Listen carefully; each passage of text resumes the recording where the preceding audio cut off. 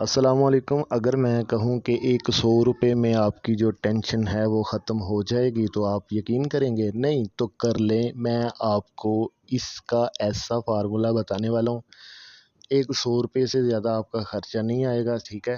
100 سے 150 اور آپ کا مسئلہ حل، چاہے وہ جریان ہو، احتلام ہو، مزی ہو، بدی ہو، پہلے پیشاب سے یا بعد میں قطرے آتے ہوں یا پھر ذرا سے خیال سے قطرے آتے ہوں، آپ کا مسئلہ حل ہوگا۔ اس کے علاوہ شادی شدہ حضرات، ٹائم کا مسئلہ ہے، تب بھی یہ آپ استعمال کر سکتے ہیں، آپ کا مسئلہ حل ہو جائے گا۔ احتیاط پرہیز کھٹی تلی اشیاء کا وہ پہلے ہے۔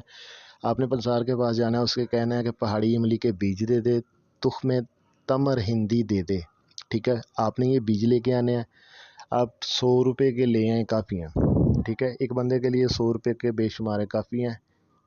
آپ کا یہ 20 25 30 دن کا جو ہے نسخہ 100 روپے میں تیار ہوگا، ٹھیک ہے؟ آپ نے اس کو جو ہے نا لا کے، آپ نے جیسے میں نے نمک میں جو ہے نا اس کو بھونا، آپ نے اسی طرح اس کو بھوننا 4 سے 5 منٹ، ٹھیک ہے؟ اس کے بعد آپ نے نکال کے اس کو ٹھنڈا کر لینا ہے۔ ٹھنڈا کرنے کے بعد آپ نے ہتھوڑی کی مدد سے اس بیج کو جو ہے نا اس کے اندر سے اس کی گری نکالنی ہے، ٹھیک ہے؟ ٹھوکر لگانے کے بعد اس طرح گری نکل آئے گی۔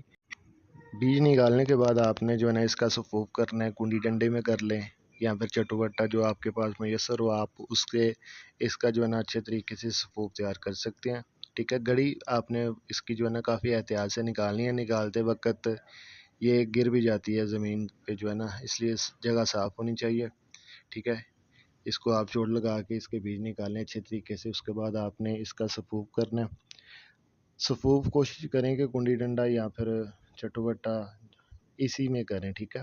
تو اچھے طریقے سے آپ نے اس کا جو ہے نا اس طرح کا کنڈی ڈنڈا آپ کے پاس ہو تو وہ بھی ٹھیک ہے، اگر نہیں تو لوہے کا چٹو بٹا ہو تب بھی ٹھیک ہے۔ اگر نہیں، مجبوری کی حالت میں آپ گرائنڈر میں بھی کر سکتے ہیں۔ مکمل سفوف کرنے کے بعد اچھے طریقے سے اس کو پاؤڈر کریں، چھنی سے چھان لیں۔